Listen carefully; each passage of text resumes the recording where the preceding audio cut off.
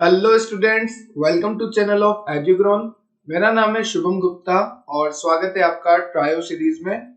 आज का आपका चैप्टर है chapter number 14, respiration in plant. तो सबसे पहले मैं बात करूं ट्रायो सीरीज क्या है। तो ट्रायो सीरीज में हम क्या करते हैं, 3 वीडियो में आपका चैप्टर का दी एंड करते हैं। स्टार्टिंग के जो 2 लेक्चर होते हैं उसमें हम आपको पूरा चैप्टर पढ़ाते हैं और जो थर्ड लेक्चर होता है उसमें हम आपको सारे इंपॉर्टेंट क्वेश्चंस करवाते हैं। ठीक है, तो ये है ट्रायो सीरीज का part 2, chapter number 14, biology class 11, respiration in plants. Welcome to trio series, welcome to Edugron. चलो स्टार्ट करेंगे पार्ट 2। ठीक है, तो अगर आपको पुराने लेक्चर देखने हैं, बाकी जो रेस्पिरेशन इन प्लांट्स का पार्ट 1 देखना है, तो मैंने प्लेलिस्ट की लिंक जो है डिस्क्रिप्शन बॉक्स में दे रखी है, आप जाके विजिट कर सकते हैं। और जरूरी भी है क्योंकि बेसिक क्लियर हो जाएगा, क्योंकि पार्ट 1 में देखो मैंने क्या क्या बता दिया है। एक बार मैं समराइज करा देता हूँ थोड़ा सा। लास्ट लेक्चर में अपन ने देखा था रेस्पिरेशन, एरोबिक रेस्पिरेशन, मतलब in the presence of oxygen. हमारा जो ऑर्गेनिक फूड है वो टूटेगा, उसका ऑक्सीडेशन होगा इन the presence of oxygen. Okay, now anaerobic हमने देखा था, सेम कहानी है कि ऑर्गेनिक फूड टूटेगा, उसका ऑक्सीडेशन होगा, पर इनकम्प्लीट होगा क्योंकि यहाँ पर एब्सेंस है ऑक्सीजन की। तो एनारोबिक मतलब in the absence of oxygen और एरोबिक मतलब in the presence of oxygen. ठीक है, नेक्स्ट अपन ने देखा था ATP synthase. What is the role of ATP synthase? It synthesis ATP. ठीक है, with the help of ATP synthase we synthesis ATP. Clear है? तो देखो, एक ऑक्सीडेटिव फॉस्फोराइलेशन करके प्रोसेस होती है, इस प्रोसेस में एटीपी बनता है। क्लियर है? और ये एटीपी बनेगा कैसे? एटीपी सिंथेस की मदद से बनेगा। ठीक, now next is biological oxidation.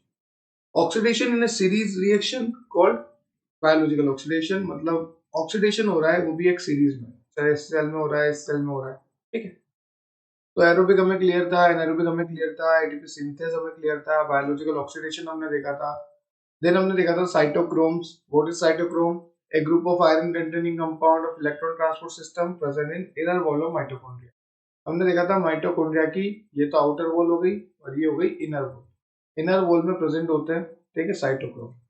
Cytochrome कई तरह के हमने देखे थे, साइटोक्रोम बी, साइटोक्रोम सी। तो जिसने लास्ट लेक्चर नहीं देखा, अभी भी कह रहा हूँ जाके देखो, और जिसको लगता है कि जरूरत नहीं है या जिसने देख रखा है तो वो कंटिन्यू करते हैं। ठीक है, आज के इस लेक्चर में मेरा मेन मोटिव रहेगा सिट्रिक एसिड साइकिल, बहुत इंपॉर्टेंट, बहुत ज्यादा इंपॉर्टेंट, और ईटीसी इलेक्ट्रॉन ट्रांसपोर्ट चेन, वो भी बहुत इंपॉर्टेंट। तो ये दोनों आपको अच्छे से याद करने हैं। ठीक है, इसी लेक्चर में याद कराऊंगा। चलो नेक्स्ट स्लाइड पे फिर अपन ने देखा था डीहाइड्रोजिनेस क्या होते हैं, ये रहा। ठीक है, जो हाइड्रोजन हटा दे, इलेक्ट्रॉन एक्सेप्टर जो इलेक्ट्रॉन को ले ले, इलेक्ट्रॉन ट्रांसपोर्टर जो इलेक्ट्रॉन को ट्रांसपोर्ट करे, फर्मेंटेशन जहां पे फाइनल प्रोडक्ट जो है CO2 और एथेनॉल बने, और ये एनारोबिक कंडीशन में होती है। क्लियर है ये सब?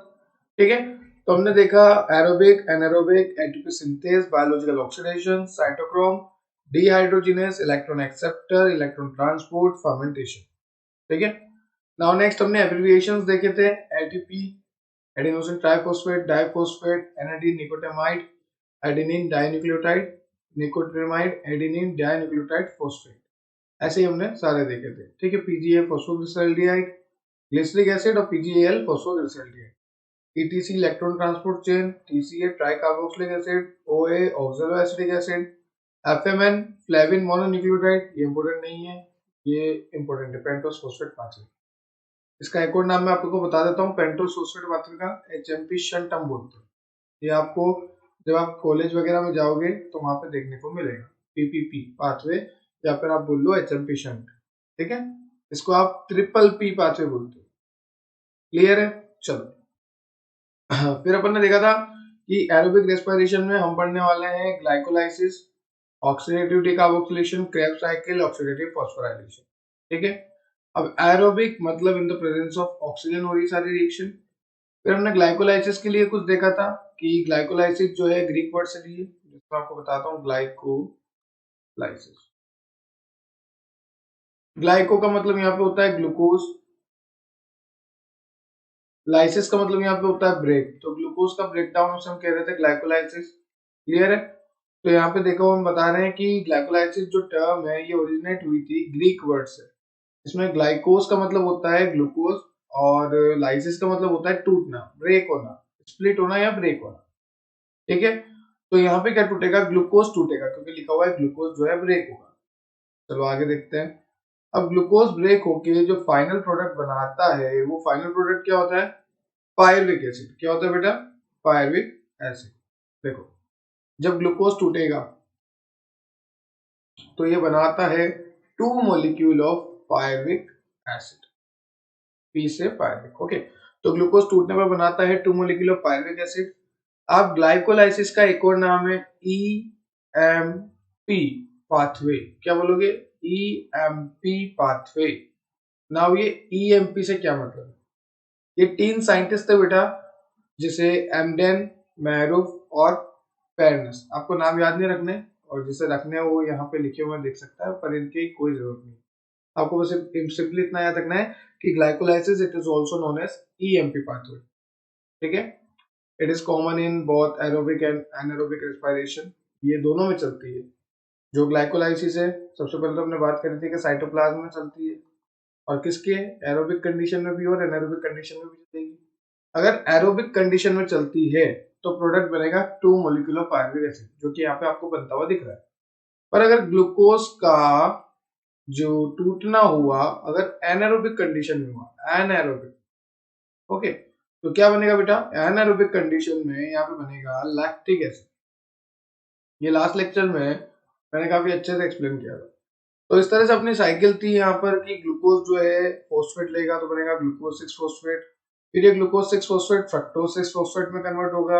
ये ग्लूकोज और फ्रक्टोज एक दूसरे के आइसोमर। फिर फ्रक्टोज 6 फॉस्फेट बनेगा फ्रक्टोज 6 1,6 फॉस्फेट, मतलब फ्रक्टोज 6 फॉस्फेट जो है फॉस्फेट लेगा, और किस पोजीशन पे लेगा, फर्स्ट पोजीशन पे लेगा, इसलिए फ्रक्टोज 1,6 बिस फॉस्फेट। फिर बनेगा ट्राइओस फॉस्फेट। उसके बाद यहाँ पे क्या होगा, यहाँ पे टूटेगा PgAl और DHAP। तरह से ये सब लास्ट लेक्चर की बात है। ठीक है, तो यहाँ पे टूटेगा PgAl DHAP, फिर यहाँ से ये जाएगा सब 2 मॉलिक्यूल में, 2 × 3 PGA। ठीक है, और फिर बनेगा 2 × PGA। ठीक है, फिर बनेगा 2 × PEP, और लास्ट में बनेगा 2 × PA। तो what is PEP, phosphoenol pyruvate, ये आपको दिख रहा है यहाँ पे। ठीक है, व्हाट इज 2 PGA, ये आपको दिख रहा है 2-फॉस्फोग्लिसरेट। व्हाट इज 3 PGA, ये आपको दिख रहा है। ठीक है, उनको मतलब बिसफॉस्फो था, फिर एक रह गया 3-फॉस्फो, 3 PGA।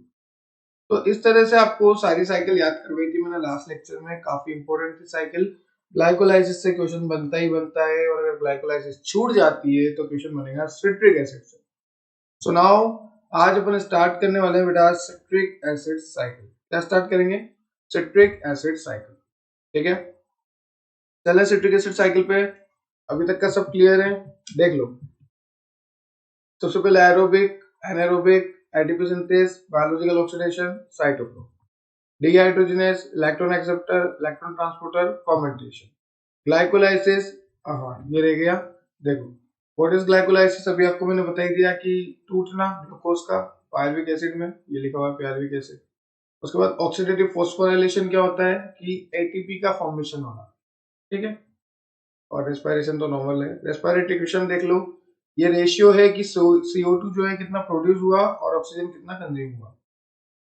CO2 produce upon oxygen consume, ये रेशियो जो है ये रेस्पिरेटरी इक्वेशन है, जो कि कार्बोहाइड्रेट के लिए लगभग लगभग 1 आता है। पूछा गया है। प्रोटॉन ग्रेडियंट मैंने आपको लास्ट लेक्चर में बताया था कि ज्यादा से ये इधर ज्यादा कंसंट्रेशन है तो ज्यादा से कम कंसंट्रेशन की तरफ मूवमेंट कर। माइटोकॉन्ड्रियल मैट्रिक्स मैंने आपको बताई थी कि ये आउटर मेम्ब्रेन है माइटोकॉन्ड्रिया की, ये इनर मेम्ब्रेन है, और इसके बीच में जो मैट्रिक्स है ये माइटोकॉन्ड्रियल मैट्रिक्स। क्लियर है ये सब वर्ड?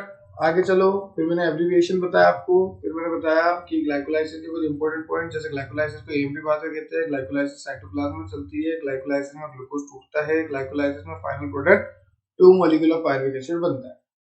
ठीक है, ये सब बातें आपको ध्यान रखना है। नाउ यहाँ पे हमने देखा कि साइकिल किस तरह से चल रही है। नाउ ऑक्सीडेटिव डीकार्बोक्सिलेशन, ये जो टॉपिक है ये इतना इंपॉर्टेंट है नहीं, पर आप सिर्फ डेफिनेशन सुन सकते हो इसकी, ठीक है। व्हाट इज ऑक्सीडेटिव डिकार्बोक्सिलेशन, उतना याद रखो। सो ऑक्सीडेटिव डिकार्बोक्सिलेशन क्या होता है? Pyruvic acid is converted into acetyl coenzyme in the presence of pyruvate dehydrogenase. जो पायरुविक एसिड होता है, पायरुविक एसिड, ये पायरुविक एसिड जो है कन्वर्ट हो जाता है एसिटाइल कोए में। ये देखो, यहाँ पे जो आपको पायरुविक एसिड बना था लास्ट में, ये रहा 2 मोलिकुलर जो पायरुविक एसिड बना था, ये रहा 2 पायरुविक एसिड जो बना था ग्लूकोज की रिएक्शन में चले थे अपन, और ग्लूकोज टूट के क्या बना था फाइनल 2 मोलिकुलर पायरुविक एसिड। तो जो ये पायरुविक एसिड बना, अब ये पायरुविक एसिड का क्या होगा? Oxidative decarboxylation. ऑक्सीडेटिव डिकार्बोक्सिलेशन में क्या होता है कि पायरुविक एसिड जो है एसिटाइल कोए में कन्वर्ट होता है। क्यों? क्योंकि ये अब जाएगा माइटोकॉन्ड्रिया के अंदर, ठीक है। कहा जाएगा बेटा? माइटोकॉन्ड्रिया के अंदर, क्योंकि अभी तक जो पायरुविक एसिड का काम था वो सारा काम पे चल रहा था साइटोप्लाज्म, ठीक है। अब क्या होगा? अब क्या होगा कि जो पायरुविक एसिड कन्वर्ट हुआ था एसिटाइल को ए में, ये एसिटाइल को ए जो है ये जाएगा माइटोकॉन्ड्रिया के अंदर, ठीक है। तो ऑक्सीडेटिव डिकार्बोक्सिलेशन में सिंपली जो पायरुविक एसिड हमें बना था उसको हमने कन्वर्ट किया एसिटाइल को ए में, ताकि आगे की रिएक्शन हो सके, ठीक है। और ये कन्वर्ट किसकी प्रेजेंस में हुआ? Mg+2 और पायरुवेट डिहाइड्रोजिनेज। काफी इंपॉर्टेंट रिएक्शन है, ठीक है, क्योंकि माना कि नाम से कम आता है ऑक्सीडेटिव डिकार्बोक्सिलेशन, पर ये जरूर पूछ लेते हैं नीट में या कॉम्पिटिटिव एग्जाम में कि जब पायरुविक एसिड कन्वर्ट होता है एसिटाइल कोएंजाइम ए में तो किस किस की प्रेजेंस में होता है। तो आपको याद रखना है, एक तो मैग्नीशियम+2 की कंसंट्रेशन, और एक याद रखना है पायरुवेट डिहाइड्रोजिनेज। ये दोनों चीज जब होगी तो इजीली वो कन्वर्ट हो जाए। क्लियर है आपको? नाउ यहाँ पे दिखा रखी है कन्वर्जन रिएक्शन, ये पायरुविक एसिड है आपका, ये कोए और एनएडी आके जुड़ा और ये बन गया एसिटाइल कोए, ठीक है। तो इस तरह से आपको ऑक्सीडेटिव डिकार्बोक्सिलेशन करनी है, पायरुविक एसिड को लेना है, एसिटाइल कोए में बदलना है in the presence of magnesium and pyruvate dehydrogenase. Clear है? नाउ नेक्स्ट देखो, अब अपन स्टार्ट करने वाले हैं सिट्रिक एसिड, क्योंकि क्या हुआ कि एसिटाइल को ए बन गया, और जैसे ही एसिटाइल को ए बना अब इसको जाना है माइटोकॉन्ड्रिया के अंदर, इसमें जाना है माइटोकॉन्ड्रिया के अंदर। तो सिट्रिक एसिड का चलने वाली है। अब कंटिन्यू देखे तो पहले वो साइटोप्लाज्म में चल रही थी, अब एसिटाइल को ए बन गया, अब ये एसिटाइल को ए माइटोकॉन्ड्रिया में जा रहा है, मतलब सिट्रिक एसिड को चलना कहाँ पर है? अब माइटोकॉन्ड्रिया में। तो देखो, सिट्रिक एसिड साइकिल को हम बोलते हैं ट्राई कार्बोक्सिलिक एसिड साइकिल, मतलब TCA। क्यों बोलते हैं TCA? क्योंकि यहाँ पे फाइनल प्रोडक्ट ही ये बन रहा है, ट्राई कार्बोक्सिलिक। या फिर आप बोल लो क्रेव, साइंटिस्ट का नाम, या फिर आप बोल लो सिट्रिक एसिड साइकिल। तो try carboxylic acid cycle, citric acid cycle या क्रेव साइकिल एक ही नाम है, ध्यान रखना। किसी भी नाम से क्वेश्चन आ जाए, आपको पूछे सिट्रिक एसिड तो भी आपको सिट्रिक ये क्रेव साइकिल लिखनी है, आपको बोले TCA साइकिल तो भी आपको क्रेव साइकिल लिखनी है। एक ही है साइकिल पर नाम अलग अलग है, ठीक है। होता है ना चिंटू पिंटू तिंटू, उसी तरह से। ओके, तो देखो स्टार्ट करते हैं। This cycle start with condensation of acetyl group with oxaloacetic acid and water to yield citric acid. Okay, तो हम यहाँ पे कैसे क्या हो रहा है, कैसे रिएक्शन स्टार्ट हो रही है, वो अपन सब समझते हैं डायग्राम के थ्रू, ठीक है। तो सबसे मेन डायग्राम में लेके आया हूँ, ये मैंने बाहर से लिया है डायग्राम, और ये आपके एनसीईआरटी में दे रखा है। जो आपके एनसीईआरटी में दे रखा है वो काफी हल्का डायग्राम है, ठीक है। मैं आपको अच्छे लेवल पे पढ़ाता हूँ, फिर आपको ये डायग्राम भी कवर करवा दूंगा, ठीक है। चलो, तो हमने देखा क्या हुआ कि एसिटाइल कोए बना, ठीक। हमने देख लिया कि एसिटाइल कोए बना, ये रहा एसिटाइल, ये बन गया, ठीक है। अभी एसिटाइल कोए क्या अंदर आएगा, और एसिटाइल कोए अंदर आते ही मिलेगा OAA से। क्या मिलेगा? ऑक्सैलो एसिटिक एसिड से, OAA से मिलेगा। तो ऐसे बुलाते ना अपन, कोई जा रहा है तो ओए इधर आ।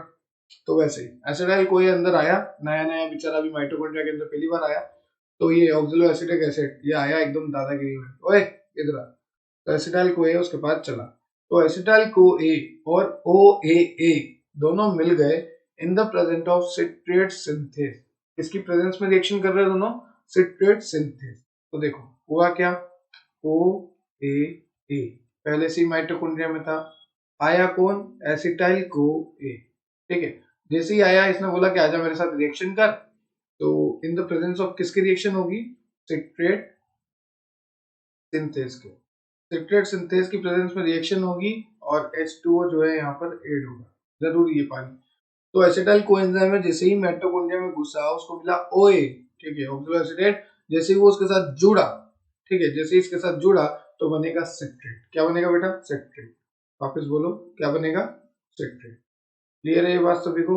तो इस तरह से सिट्रेट का फॉर्मेशन होगा सबसे पहले। आओ देखिए ये रहा आपका सिट्रेट। ओके, तो अपन क्लियर कर देते एक बार थोड़ा सा। तो ऑक्जेलो एसिटेट के साथ एसिटाइल को रिएक्ट करा, पानी यहाँ पे जुड़ा, सिट्रेट सिंथेस की प्रेजेंट थी और यहाँ से निकला कोएश। ये हालांकि इतना इंपॉर्टेंट नहीं है कि क्या निकला, और ये इंपॉर्टेंट है कि क्या दिया हमने रिएक्शन के लिए। तो ये ऑक्जेलो एसिटेट है और साथ में अंदर आ रहा है कौन, ये एसिटाइल कोए, ये एसिटाइल कोए अंदर आया, इसको मिला ऑक्जेलो एसिटेट को, ये दोनों रिएक्शन कर रहे हैं, ठीक है। फिर ये एंजाइम है सिट्रेट सिंथेस, इसकी प्रेजेंस में रिएक्शन कर रहे हैं, ठीक। तो बनेगा क्या, बनेगा सिट्रेट। क्या बनेगा बेटा, सिट्रेट, जैसा कि आपको दिख रहा है सिट्रेट यहाँ पे बन गया, ठीक है। अब ये आप स्टेप खा सकते हो, ये सिस वाली और आइसो वाली, ये किसी काम के स्टेप नहीं है, बस यहाँ पे बस चेंज करके दिखाया कि हाँ एक तो सिस होगा एक आइसो होगा, तो ये दो स्टेप आप हटा सकते हो। क्लियर है आपको। तो अभी क्या हुआ, सिर्फ ऑक्जेलो एसिटेट से सिट्रेट बना, जहाँ पे एसिटाइल कोए जुड़ा ऑक्जेलो एसिटेट से और सिट्रेट सिंथेस की वजह से हमने सिट्रेट बना लिया। अब सिट्रेट का क्या होगा, यहाँ पे देखो, यहाँ पे एक एंजाइम है आइसोसिट्रेट डीहाइड्रोजिनेस, ये जो एंजाइम दिख रहा है आपको आइसोसिट्रेट डीहाइड्रोजिनेस, इसकी प्रेजेंस में ये जो सिट्रेट है, और यहाँ पे फाइनली आइसोसिट्रेट हम मानेंगे क्योंकि दो स्टेप हम हटा रहे हैं कि किसी काम के स्टेप नहीं है। तो जो आइसोसिट्रेट है, अब उसको तोड़ने के लिए क्या चाहिए, कोई भी कंपाउंड है उसको तोड़ने के लिए पीछे ASE लगा दो, ASE मतलब एंजाइम बना दो उसका नाम है आइसोसिट्रेट, तोड़ने के लिए देंगे आइसोसिट्रेट डीहाइड्रोजिनेस। क्या बोलोगे, आइसोसिट्रेट डीहाइड्रोजिनेस, ठीक है। और यहाँ पे क्या होगा, देखो इसको तोड़ते टाइम NAD प्लस आएगा और NADH बनेगा, ठीक है, ध्यान रखना क्या बनेगा, NADH, ठीक। अब यहाँ पे क्या होगा कि जैसे ही हम मार्कर हटाते हैं वापस आते हैं, सबसे पहले क्या था, ऑक्जेलो एसिटेट एसिटाइल कोए के साथ रिएक्ट किया, सिट्रेट सिंथेस में सिट्रेट बनाया, ये दो स्टेप काटनी है। उसके बाद जो आइसोसिट्रेट बना अपना, सिट्रेट से आइसोसिट्रेट दिखा देना सीधा, आइसोसिट्रेट को तोड़ने के लिए आइसोसिट्रेट डीहाइड्रोजिनेस, तो बनेगा ऑक्जेलो सक्सिनेट। क्या बोलोगे, ऑक्जेलो सक्सिनेट, वापस बोलो, ठीक है। तो यहाँ पे क्या हुआ समझ में आ गया आपको, आइसोसिट्रेट को तोड़ने के लिए आइसोसिट्रेट डीहाइड्रोजिनेस हमने डाला और आइसोसिट्रेट डीहाइड्रोजिनेस से वो बन गया ऑक्जेलो सक्सिनेट। क्या बोलोगे, ऑक्जेलो सक्सिनेट, ओके। तो ये एक्सोलो सक्सिनेट का फॉर्मेशन हो गया यहाँ पे। अब देखो बना क्या है, ऑक्जेलो सक्सिनेट, तो तोड़ेंगे किससे, आइसोसिट्रेट डीहाइड्रोजिनेस, यहाँ पे वापस एंजाइम यूज कर रखा है, ठीक है। और इस टाइम ध्यान रखना है यहाँ पे CO2 निकालिए, और जैसे ही ऑक्जेलो का आप तोड़ोगे, ऑक्जेलो सक्सिनेट को आप तोड़ोगे, आपको मिलेगा अल्फा कीटो ग्लूटारेट। क्या बोलोगे, अल्फा कीटो ग्लूटारेट। तो एक बार कहानी वापस सुनो, ऑक्जेलो एसिटेट माइटोकॉन्ड्रिया में है, ठीक है, बाहर से आया कौन, एसिटाइल कोए, जैसे ये आया अंदर, ये बोलता है ओए मैं हूँ ऑक्जेलो एसिटेट आजा, तो ये एसिटाइल कोए इसके साथ जुड़ गया इन द प्रेजेंस ऑफ कौन सा एंजाइम, सिट्रेट सिंथेस। और नाम क्या लग रहा है, सिट्रेट सिंथेस मतलब सिट्रेट बनाने वाला, तो कुछ भी हो सिट्रेट तो बनेगा। तो देखो आप ऑक्जेलो एसिटेट जब एसिटाइल कोए से जुड़ा तो सिट्रेट बन गया। अब ये सिट्रेट जो है आइसोसिट्रेट में कन्वर्ट हुआ, और आइसोसिट्रेट से अगर हमें ऑक्जेलो सक्सिनेट बनाना है तो हमें डालना पड़ेगा आइसोसिट्रेट डीहाइड्रोजिनेस। और इसी दौरान यहाँ पे क्या होगा कि NAD से NADH प्लस H प्लस बन जाएगा, मतलब एक NAD जो है 3 ATP देता है, ये बात आपको पता भी होगी। तो अब बन गया ऑक्जेलो सक्सिनेट। ऑक्जेलो सक्सिनेट जो है कन्वर्ट होगा अल्फा कीटो ग्लूटारेट। क्या बोलोगे, alpha ketoglutarate. Now what is alpha ketoglutarate, alpha ketoglutarate is 5 carbon compound, ठीक है, काफी इंपोर्टेंट कंपाउंड होता है। तो आपको कॉम्पिटिटिव एग्जाम में ये भी पूछा जाता है कि सिट्रिक एसिड साइकिल में ऐसा कौन सा कंपाउंड है जो 5 कार्बन से मिलकर बना है, तो उसका आंसर जाएगा alpha ketoglutarate. Alpha ketoglutarate जो है 5 कार्बन से मिलकर बना है, ठीक है। यहाँ तक सारी बात क्लियर है। अब देखो कीटोग्लूटारेट के बाद क्या होगा कि सक्सिनाइल कोए बनेगा। क्या बनेगा बेटा? सक्सिनाइल कोए। तो अल्फा कीटोग्लूटारेट से सक्सिनाइल कोए बनाने के दौरान यहाँ पे भी NADH2 बनती है। ठीक है, मतलब यहाँ पे भी 3 ATP और आएगी। फिर सक्सिनाइल कोए से सक्सिनेट बनेगा। क्या बनेगा बेटा? सक्सिनाइल कोए से सक्सिनेट बनेगा। तो यहाँ पे एश निकलेगी। ठीक है, सक्सेनस आपको तोड़ना है तो क्या यूज लेंगे? सक्सिनेट थायोकाइनेस। तो देखिए सक्सिनाइल कोएंजाइम ए जो है अब ये कन्वर्ट किस में हो रहा है?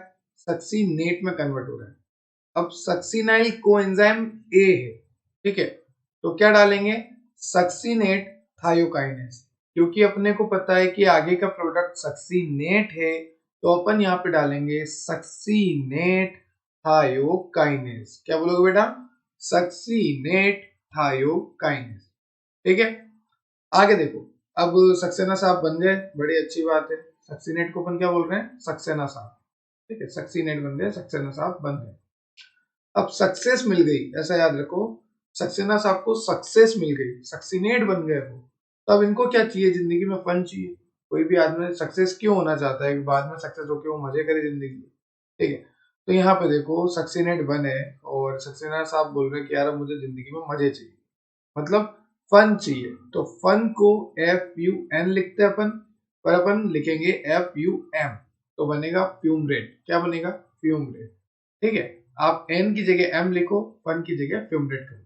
ठीक है, तो सक्सेना साहब से बन गया फ्यूमरेट। ठीक, अब सक्सेना साहब से फ्यूमरेट बनाने के लिए अपन को सक्सेना साहब को तोड़ना पड़ा। तो कौन सा एंजाइम चाहिए? Succinate dehydrogenase. क्योंकि सक्सेना साहब को तोड़ना है और सक्सेना साहब को मजे दिलाने हैं तो अपने को चाहिए एंजाइम सक्सिनेट डिहाइड्रोजिनेस। क्लियर है? तो सक्सिनाइल कोएंजाइम है, सक्सिनेट थायोकाइनेस की मदद से सक्सिनेट में बदला। फिर सक्सिनेट को फन चाहिए था तो फ्यूमरेट में बदला और यहाँ पे सक्सिनेट डिहाइड्रोजिनेस ने उसकी मदद करी। अब इसी स्टेप में क्या होता है? जो FAD है वो FADH2 में बदलता है, मतलब यहाँ पे 2 ATP बन रही है क्योंकि एक FADH2। देखो यहाँ देखो, एक NADH2 3 ATP, एक FADH2 2 ATP। ये हमेशा ध्यान रखना, ठीक है, ये हर जगह आपको काम आएगा। एक NADH2 3 ATP, एक FADH2 2 ATP। क्लियर है? चलो समझ में आ गई। फन मिल गया, सक्सेना साहब से फ्यूमरेट बन गया। ठीक, तो सक्सेना साहब से फ्यूमरेट बन गया। अब फ्यूमरेट में से क्या होगा? एक एंजाइम है फ्यूमरेस। एंजाइम के पीछे एस ही लगता है, तोड़ना फ्यूमरेट को है तो बनाएंगे क्या? फ्यूमरेस एंजाइम। तो फ्यूमरेट जो है टूटेगा इन द प्रेजेंस ऑफ फ्यूमरेस और बनेगा एल्मेलेट। क्या बनेगा? एल्मेलेट। ओके, तो देखो फन चाहिए और फन के लिए माल तो होना चाहिए ना, तो ऐसे याद रखो माल। ठीक है, मैलेट। ठीक है, क्लियर है? तो याद रखने के लिए बोल रहा हूँ वरना ऐसा कोई संबंध नहीं है। तो फ्यूमरेट था, मतलब सक्सेना साहब से फ्यूमरेट बना। ठीक है, और फ्यूमरेट से अब क्या होगा कि यहाँ पे एक एंजाइम डाल दिया हमने फ्यूमरेस, फ्यूमरेट को तोड़ने के लिए। तो किस में टूटेगा? मेलेट में। किसमें टूटेगा बेटा? मेलेट में, या फिर आप बोल लो एल मेलेट में, माल में टूटेगा। अब मेलेट है और मेलेट को भी तोड़ना है, तो मेलेट को तोड़ने के लिए वापस लगता है मेलेट डिहाइड्रोजिनेस और अल्टीमेटली बन जाएगा ऑक्जेलो एसीटेट। मतलब जहां से चले थे घूम फिर के धक्के खाकर धीरे धीरे कैसे भी अपन पहुंच गए वापस वहीं पर। ठीक है, तो देखो एक बार और देख लो क्या क्या हो गया यहाँ पे। ठीक है, वेट में मार्कर दे हटा देता हूँ, पहले तो ये क्लियर कर देता हूँ। अब देखिए, ऑक्सिलो एसीटेट से चले थे, सिट्रेट बना, सिट्रेट से चले आइसोसिट्रेट बना, आइसोसिट्रेट से चले ऑक्सिलो सक्सिनेट बना, अल्फा कीटोग्लूटारेट बना, सक्सिनाइल कोए बना, सक्सिनेट बना, फ्यूमरेट बना, एल्मेलेट बना, वापस ऑक्सिलो एसीटेट बना। इस तरह से आपको सारा याद रखना है। तो ये है सिट्रिक एसिड साइकिल, या फिर आप बोल लो क्रैब साइकिल, या बोल लो आप ट्राई कार्बोक्सिलिक एसिड साइकिल। इसमें एक इंपॉर्टेंट बात बताई मैंने आपको कि जो अल्फा कीटोग्लूटारेट है वो 5 कार्बन का है। क्लियर है?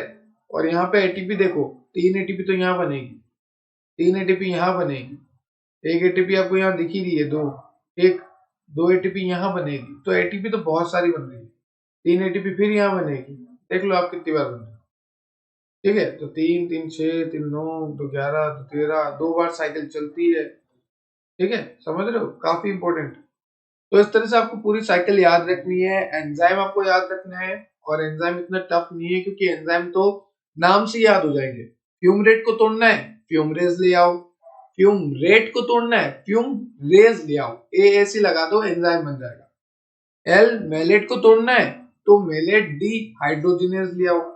सक्सिनेट को तोड़ना है तो सक्सिनेट डी हाइड्रोजिनेज ले आओ। तो नाम से ही एंजाइम है और बहुत आसानी से 2-3 बार लिखने पर ये साइकिल आपको याद हो जाएगी, बहुत आसानी से। अब आगे देखते हैं। ये एनसीईआरटी की साइकिल है, बिल्कुल इजी साइकिल। यहाँ पे मैंने बोला आपको जो पायरुवेट बना, two molecule of pyruvic acid जो बना था, पायरुविक एसिड, उससे एक हाइड्रोजन गया और बन गया पायरुवेट। हाइड्रोजन जो है रिलीज हो गया पायरुविक एसिड से, तो बन गया पायरुवेट। एक बार और समझो क्या हुआ, ध्यान से सुनोगे। देखो, ग्लाइकोलाइसिस पढ़ी थी। ग्लाइकोलाइसिस में क्या पढ़ा था कि ग्लूकोज से पायरुविक एसिड बन रहा है 2 मॉलिक्यूल। अब ये पायरुविक एसिड है, पायुर्विक, यूरविक है, ठीक है, पायरुविक है। अब इस पायरुविक से पायरुवेट कैसे बने, यहाँ से हाइड्रोजन निकाल दे। अगर मैं इस पायरुविक में से हाइड्रोजन निकाल दूं तो बन गया पायरुवेट। क्लियर है, पायरुवेट बनाना सीख गए आप। तो देखो अब आगे क्या होगा। जैसे ही पायरुवेट बना, ये है 3 कार्बन का। अब यहाँ पे क्या होगा, NAD आएगा, NADH2 बनाएगा। मतलब यहाँ पे साइकिल के बाहर ही 3 ATP बन गए। और फाइनली बना था एसिटाइल CoA, बना था अपना एसिटाइल CoA। अभी एसिटाइल CoA अंदर जा रहा था, ऑक्सिलो एसिटिक एसिड से मिल रहा था और बन रहा था सिट्रिक एसिड। ठीक है, अब देखो यहाँ पे कुछ आइसोसिट्रेट वगैरह नहीं बताया, सीधा अल्फा कीटोग्लूटारिक बना दिया जो कि 5 कार्बन का है। ठीक है, फिर यहाँ पे सीधा देखो 3 ATP तो यहाँ बता रखी है, 3 यहाँ बता रखी है, 1 यहाँ बता रखी है, 2 यहाँ बता रखी है, 3 यहाँ बता रखी है। ठीक है, 3 ATP यहाँ बता रखी है, इस तरह से ATP बता रखी है। ठीक है, देख लो आप, बहुत सारी एटीपी आपको बता रही है कहाँ कहाँ से निकल। ये सक्सेना साफ बना है, फिर ये फ्यूमरेट भी गायब हो गया, देखो बीच का फ्यूमरेट भी नहीं बताया है, सीधा मैलिक एसिड बता दिया। तो ये साइकिल एनसीईआरटी की है और ये जो है काफी इजी साइकिल है क्योंकि यहाँ पे आधे कंपाउंड भी डिस्क्राइब नहीं करे हुए। ठीक है, तो आपको चाहे याद रखना हो तो ये याद रखो, चाहे याद रखना तो वो याद रखो। अगर वो याद रखोगे तो नॉलेज बढ़ेगी, एग्जाम में काम आएगा, आपको थ्योरी लिखने में ज्यादा कंटेंट मिलेगा, आपके कॉलेज में काम आएगा, आपको नीट में काम आएगा, अदर कॉम्पिटेटिव एग्जाम में काम आएगा सिट्रिक एसिड साइकिल समझने में। तो वो वाला कंसेप्ट ज्यादा अच्छा है क्योंकि ये तो सिर्फ ओवरव्यू बता रखा है। जैसे पूरी रामायण का या महाभारत का सार क्या निकला, वो सार बता रखा है। ठीक है, मतलब पूरे सिट्रिक एसिड का जो समरी थी ना, वो बस यहाँ पे बता रखी है। क्लियर है, तो आप चाहो तो ये याद रखो, आप चाहो तो ये याद रखो, मर्जी आपकी। और मेरा मन तो ये कहता है कि ये याद रख लो क्योंकि एक बार ज्यादा से ज्यादा 2-3 बार प्रैक्टिस होगी, नाम से सब याद हो गया आएगा आपको। ठीक है, एंजाइम भी है इसमें, इसमें तो एंजाइम भी नहीं लिखे हुए हैं। देखो एनसीईआरटी का काम क्या है, बोल के छोड़ देना। ठीक है, अब कॉम्पिटिटिव एग्जाम का काम क्या है कि एनसीईआरटी में बोला है तो क्वेश्चन बनेगा, इसलिए हमें थोड़ा सा एक्स्ट्रा पढ़ना पड़ता है। ये जो है ये आपके लिए मोर देन सफिशिएंट है। ये जो आपको फोटो दिख रहा है, मैं इसको क्लियर कर देता हूँ, आप चाहो तो स्क्रीनशॉट ले सकते हो। मैं मार्कर हटा देता हूँ, वेट सेकंड। अब चाहो तो आप स्क्रीनशॉट ले सकते हो। ठीक है, यही है जो है सिट्रिक एसिड साइकिल का A to Z। क्लियर है, और ये पॉइंट्स आपको लिखने हैं कि ये जो है सिर्फ एरोबिक रेस्पिरेशन में ही चलेगा। इससे पहले हमने ग्लाइकोलाइसिस देखी थी, वो दोनों में चल रही थी, एरोबिक में भी चल रही थी, एनारोबिक में भी चल रही थी, पर ये सिर्फ एरोबिक में चलेगी। और जो ग्लाइकोलाइसिस थी वो साइटोप्लाज्म में चलती थी और ये माइटोकॉन्ड्रिया के मैट्रिक्स में चलती थी। यहाँ पे यही सब आपको याद रखना है। ठीक है, ये इंपॉर्टेंट साइकिल है, बहुत important. Now third, electron transport system, या फिर आप बोल लो ऑक्सीडेटिव फॉस्फोराइलेशन। काफी इंपॉर्टेंट टॉपिक, अगर आप समझोगे तो काफी इंपॉर्टेंट, और रटोगे तो फिर नहीं हो पाएगा। तो देखो समझते हैं अभी तक क्या हुआ, एक बार ओवरव्यू लेते हैं कि ग्लाइकोलाइसिस देखी थी।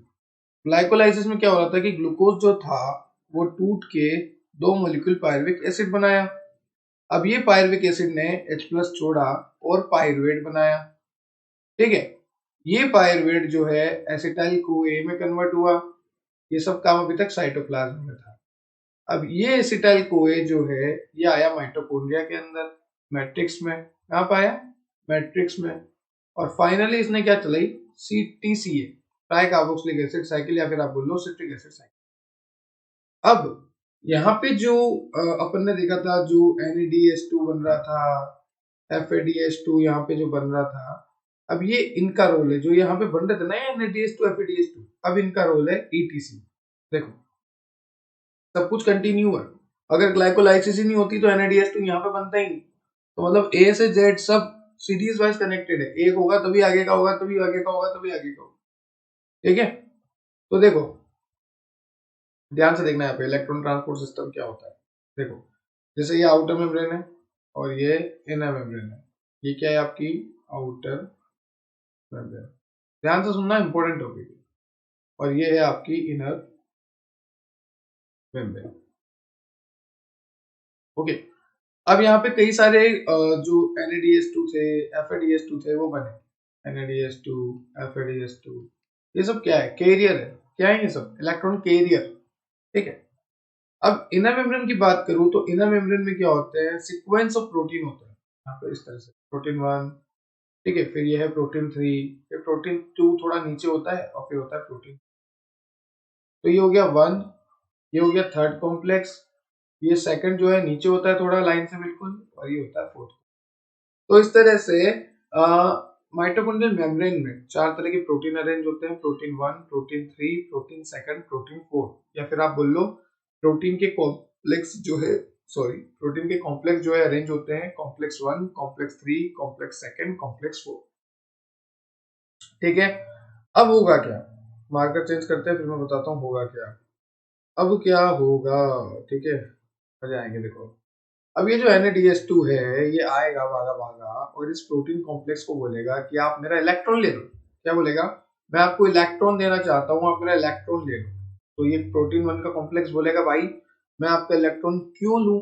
तो ये बोलता है कि जब आप मेरा इलेक्ट्रॉन ले लोगे तो मैं वापस से बदल जाऊंगा। वेट अ सेकंड, मार्कर घूम जाता है मेरा। तो ये NADH2 बोलता है कि जब आप मेरा इलेक्ट्रॉन ले लोगे तो वापस से मैं NAD में बदल जाऊंगा और मैं जाऊंगा सिट्रिक एसिड साइकिल को चलाने। मैंने कहा अच्छा अच्छा, प्रोटीन 1 ने कहा ये तो बहुत अच्छी बात है, आइए आप इलेक्ट्रॉन दे दीजिए। तो NADH2 ने क्या करा, अपना इलेक्ट्रॉन जो है फर्स्ट नंबर के कॉम्प्लेक्स को दे दिया। अब यहाँ पे सीक्वेंस ऑफ प्रोटीन है अंदर, ठीक है, वो कौन कौन सी है मैं आपको आगे डायग्राम में बताऊंगा। तो ये जो है यहाँ पे प्रोटीन लगे होते हैं, साइटोक्रोम लगे होते हैं, जैसे इलेक्ट्रॉन आता है केच केच खेलते हैं, मतलब इधर से इधर, इधर से इधर, इधर से ऐसे आगे बढ़ता जाता है इलेक्ट्रॉन, जैसे यहाँ आया फिर इधर, फिर इधर, ऐसे इलेक्ट्रॉन जो है आगे बढ़ते जाएगा।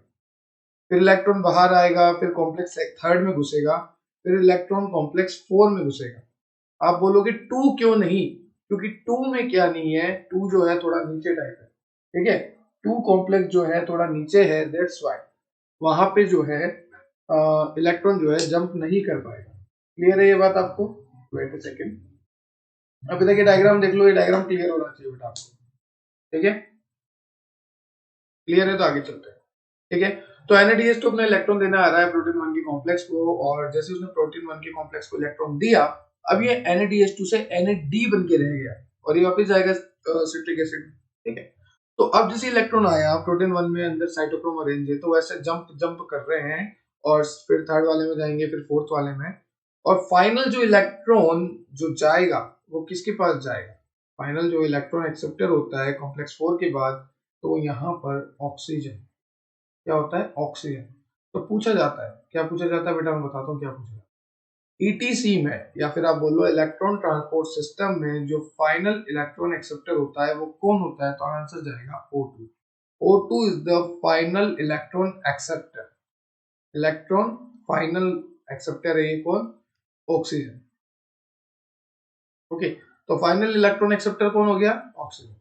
नाउ प्रोडक्ट की बात करें कि फाइनल प्रोडक्ट क्या फॉर्म होता है, तो ETC में यहाँ पर ये जो है H+ लेगा O2, और फाइनल इलेक्ट्रो जो प्रोडक्ट यहाँ पे फॉर्म होगा वो होगा H2।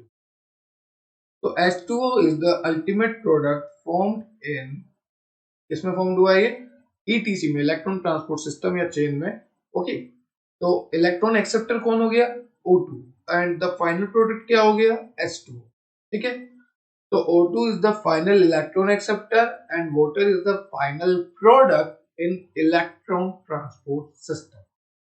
क्लियर है ये बात? ध्यान से देख लो इसको, बहुत इंपॉर्टेंट बात है कि O2 is the final electron acceptor and water is the final product of electron transport system, or we can say oxidative phosphorylation.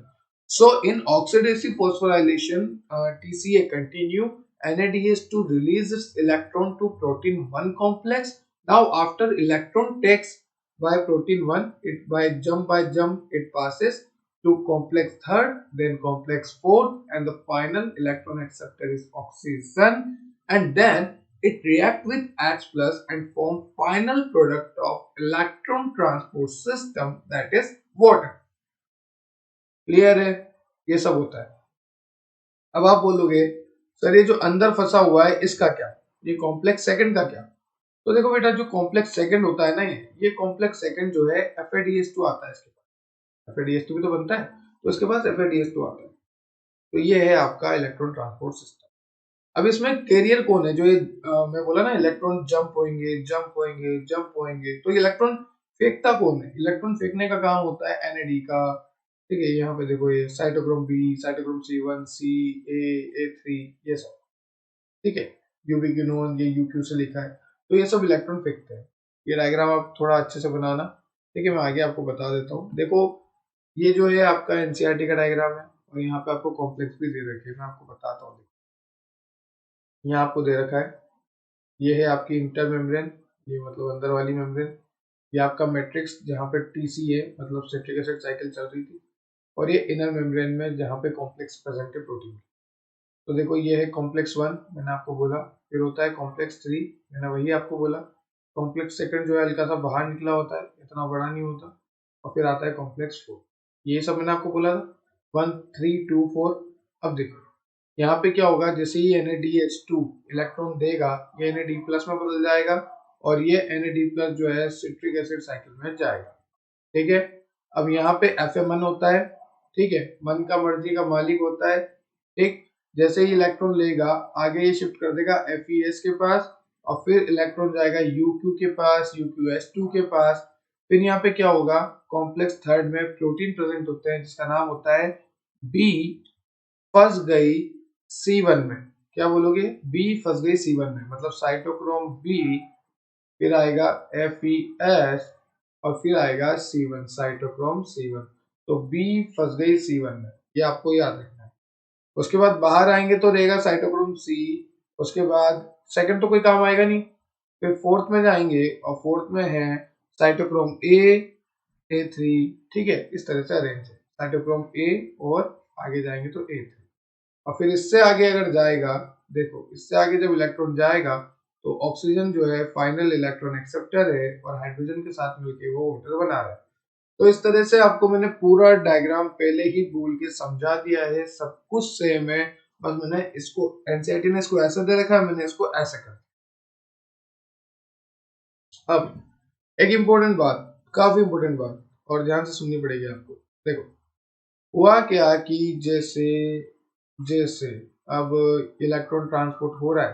ठीक है, तो इलेक्ट्रॉन ट्रांसपोर्ट होने पे यहाँ पे प्रोटीन प्रेजेंट है सीक्वेंस. तो इलेक्ट्रॉन ट्रांसपोर्ट जैसे जैसे होना, इस ट्रांसपोर्टेशन की वजह से अगर मैं बार बार यूं यूं यूं ऐसे ऐसे करूं तो एनर्जी जनरेट होगी मेरी बॉडी में. वैसे ही यहाँ पे एनर्जी जनरेट होती है, और यहाँ पे जो एनर्जी जनरेट होती है उसकी मदद से जो H प्लस अभी तक मैट्रिक्स में है, मैट्रिक्स है माइटोकॉन्ड्रिया का, क्योंकि ये इनर मेम्ब्रेन है, ये आउटर मेम्ब्रेन है, ये वाली आउटर. तो ये जो मैट्रिक्स में प्रेजेंट है H प्लस, ये H प्लस जो है अब बाहर जाने लग जाएंगे, इधर लूमेन यहाँ पे आने लग जाएंगे. ठीक है, तो जैसे जैसे इलेक्ट्रॉन ट्रांसपोर्ट हो रहा है H प्लस रिलीज होते जा रहे हैं, और जैसे जैसे H प्लस निकलेंगे अब वो H प्लस सारे कहाँ जाएंगे, वो H प्लस आ जाएंगे यहाँ पर लेयर्स में. ठीक है, देखो मैं आपको बताता हूँ, वेट अ सेकेंड. एक बार अच्छे से देखते हैं. ये तो हो गई आउटर मेम्ब्रेन, ये हो गई inner membrane. Okay, outer membrane हो गई, इनर मेम्ब्रेन हो गई. अब यहाँ पे प्रेजेंट है ये कॉम्प्लेक्स सीक्वेंस प्रोटीन, 1, 3, ये नीचे दबा हुआ ये 4. ठीक है, इस तरह से. अब जैसे ही यहाँ पे इलेक्ट्रॉन ट्रांसपोर्ट होगा, जैसे यहाँ पे इलेक्ट्रॉन जो है निकलेगा इधर. ठीक है, इधर से जा रहा है, फिर इधर इधर ऐसे धक्के मुक्की करके जो केच केच खेलेंगे ये. उसके बाद जो यहाँ पे H प्लस रहते हैं ना मैट्रिक्स में, वो इस इलेक्ट्रॉन से रिलीज एनर्जी को यूज करके ये H प्लस यहाँ आ जाता है इंटर मेम्ब्रेन स्पेस में। कहाँ जाते बेटा? इंटर मेम्ब्रेन स्पेस में। मैं आपको बता देता हूँ, यहाँ पर देखो आप, ये है इंटर मेम्ब्रेन IMS में आ जाते हैं H प्लस। ठीक है, अब H प्लस बहुत ज्यादा ऊपर हो गए। ठीक है, आपको पता लग गया H प्लस कैसे ऊपर गए। H प्लस जो है यहाँ पर आ गए इंटर मेम्ब्रेन। वेट सेकेंड,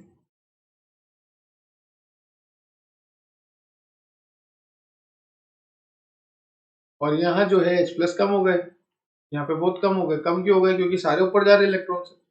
अब यहाँ पे हम एक चैनल यूज करते हैं, 5th नंबर का चैनल। कौन सा चैनल है? कॉम्प्लेक्स शिफ्ट है वो। इस तरह से होता है, देखो मैं आपको बता देता हूँ इस तरह से। अब इस 5th कॉम्प्लेक्स की मदद से क्या होता है, जो H प्लस नीचे आते हैं, ये H प्लस क्यों नीचे आ रहे हैं? पहली बात, क्योंकि कंसंट्रेशन ग्रेडियंट बन गया है। एक तरफ H प्लस बहुत ज्यादा हो गया, जैसे विक्स की डिब्बी H प्लस है, बहुत ज्यादा H प्लस भरे पड़े हैं, और इधर बेचारा ये स्पीकर यहाँ H प्लस है ही नहीं, तो विक्स की डिब्बी से इधर H प्लस आएंगे? आएंगे, अपने आप आएंगे। मैं थोड़ी ना बोलूंगा ज्यादा से कम की तरफ। अभी नीचे फोर्स ज्यादा है तो ये नीचे गिर गई, तो ज्यादा से कम की तरफ H प्लस आ रहे हैं ना, तो ऐसे ही ज्यादा से कम की तरफ H प्लस आ रहे हैं, तो हम बोल रहे हैं कि भैया आप कॉम्प्लेक्स 5th से आइए, कॉम्प्लेक्स 5th से आइए। तो ये है कॉम्प्लेक्स 5th।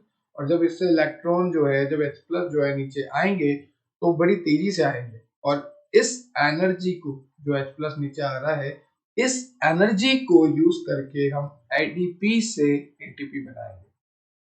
ये जो कॉम्प्लेक्स 5th है, इसका नाम है F0F1 चैनल। ठीक है, ये क्या है? F0F1 चैनल है, और यहाँ पे ATP बनेगी। कैसे? कि जो हाइड्रोजन यहाँ पे, ये हाइड्रोजन जो यहाँ पे बाहर आता हुआ दिख रहा है, इस टाइम ADP आएगा और ATP में बदलेगा, और इसको एनर्जी कहाँ से मिलेगी? इस हाइड्रोजन से जो बाहर आ रहा है। क्लियर करते हैं एक बार, देखो ये F0F1 पार्टिकल जो 5th का है, अब ये हाइड्रोजन नीचे आ रहा है वापस, तो जो हाइड्रोजन रिलीज हो रहा है, इसकी एनर्जी को यूज करके ADP जो है। अब ये सब आपको याद रखना है कि माइटोकॉन्ड्रियल मेम्ब्रेन में कॉम्प्लेक्स 1 है, फिर थर्ड है, सेकंड नहीं है। 1 है, फिर थर्ड है, फिर सेकंड नीचे दबा हुआ है, फिर फोर्थ थोड़ा ऊपर है। फिर इलेक्ट्रॉन ट्रांसपोर्ट करना है, फाइनल इलेक्ट्रॉन एक्सेप्टर है ऑक्सीजन, फाइनल प्रोडक्ट बन रहा है पानी। फिर उसके बाद जो H प्लस ऊपर जा रहे हैं। अब H प्लस ऊपर क्यों जा रहे हैं? क्योंकि इलेक्ट्रॉन ट्रांसपोर्ट होने की वजह से कुछ एनर्जी निकल रही है, जिसकी वजह से ये H प्लस जो है इंटर मेम्ब्रेन स्पेस में जा रहे हैं।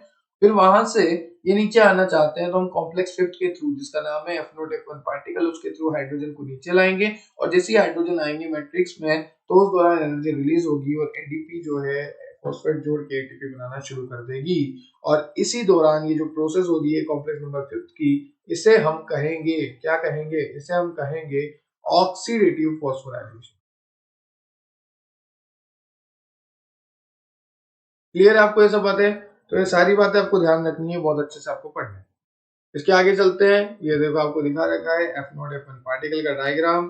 ठीक है, यहाँ पे देखिए आप, ये F0 है, ये F1 है, यहाँ पे ADP, PI मतलब इनऑर्गेनिक फॉस्फेट, मिलके ATP बना रहे हैं। क्योंकि यहाँ पे H प्लस निकल रहा है, तो जो हाइड्रोजन यहाँ पे अंदर आ रहा है, उसी की एनर्जी यूज करके। क्लियर है? चलो, यहाँ पे टोटल ATP बन रही है कि ग्लाइकोलाइसिस में कितनी बनी है, तो ग्लाइकोलाइसिस में 8 बनी है। ठीक है, यहाँ पे, और ऑक्सीडेटिव डिकार्बोक्सिलेशन में 6, और क्रेब्स साइकिल में जो है 24 ATP बनी। इस तरह से आपको सारा याद रखना है।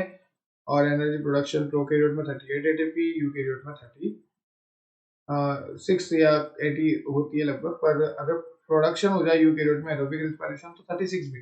तो अगर आपको पूछे कि एरोबिक में, तो बोलना 38 या फिर 30, एक ही बात है। 2 ATP जो है ट्रांसपोर्टिंग, कोई दिक्कत नहीं है। बस ये सब याद रखना। नीचे वाला तो मैंने आपको पहले ही बता दिया था कि ग्लूकोज अगर ऑक्सीडेशन में टूटता है, मतलब ऑक्सीजन की प्रेजेंस में, तो पायरेट वगैरह चल रहा है, और अगर ऑक्सीजन की एब्सेंस में है तो लैक्टिक एसिड। क्लियर है? ये आपका पूरा चैप्टर हो गया बेटा। ये लास्ट में दे रखा है आपको फैट्स, कार्बोहाइड्रेट, प्रोटीन्स। तो फैट आप जानते हैं क्या होता है? फैट क्या काम करता है? फैट हमारी बॉडी में कोई आइडिया है किसी को? कोई बताएगा कि फैट का क्या रोल होता है हमारी बॉडी में? ये फैट जो है हमारे ऑर्गन्स को प्रोटेक्ट करके रखता है, ऑर्गन को प्रोटेक्ट करके रखता है। ठीक है, आपके जो ऑर्गन्स है उनको प्रोटेक्ट कौन कर रहा है? आपका पेट। साथ ही साथ बॉडी को गर्म रखता है, बॉडी को वार्म अप रखता है। तो बॉडी को गर्म कौन रखता है? आपका पेट। तो फैटी एसिड एंड ग्लिसरॉल यहाँ पे देखने को मिलेगा। कार्बोहाइड्रेट में आप सिंपल शुगर जैसे ग्लूकोज देखो, ये आपने देखा ही है ग्लाइकोलाइसिस पूरी, ठीक है। ये क्रेब्स साइकिल बता रखी है, ये पायरुविक एसिड एसिटाइल को है, ये PGAL है और ये DHAP। प्रोटीन्स क्या होते हैं? Long chain of amino acid. Amino acid की इस तरह से लॉन्ग चेन बना दूं तो ये हो गई प्रोटीन। तो long chain of amino acid that is protein. Clear है आपको ये सब? आई होप आपको समझ में आया होगा बेटा। ये आपका slide end, chapter end. Fat, carbohydrate, protein, total production ATP, F0 F1 particle जिसको हम कहेंगे ऑक्सीडेटिव फॉस्फोराइलेशन, क्योंकि यहाँ पे एटीपी बन रहा है, ठीक है। आगे देखो यहाँ पे ऑक्सीडेटिव फॉस्फोराइलेशन मैंने बता दिया, ये डायग्राम मैंने आपको समझा दिया। Complex 1, complex 3, complex 2, complex 4। Electron transport system मैंने आपको बता दिया। सिट्रिक एसिड साइकिल मैंने आपको बता दी। सिट्रिक एसिड के इंपॉर्टेंट पॉइंट बता दिए, ग्लाइकोलाइसिस बता दी, एरोबिक बता दिया, एब्रिविएशन बता दिए, इंपॉर्टेंट पॉइंट, चैप्टर खत्म, ठीक है। तो अगर आपको और लेक्चर देखने हैं तो आप प्लेलिस्ट विजिट कर सकते हैं, और अगर आपको कोई दिक्कत आ रही है तो आप हमारी वेबसाइट विजिट कर सकते हैं, कमेंट सेक्शन में कमेंट कर सकते हैं। किसी भी चीज़ से रिलेटेड अगर आपको वीडियो चाहिए तो भी आप कमेंट सेक्शन में कमेंट कर सकते हैं। हैव अ नाइस डे बेटा, आप बने रहिए, जुड़े रहिए ट्रायो सीरीज के साथ, एडुक्रोन के साथ और शिवम गुप्ता के साथ, एस जी सर बोल सकते हो आप। Thank you so much, have a nice day.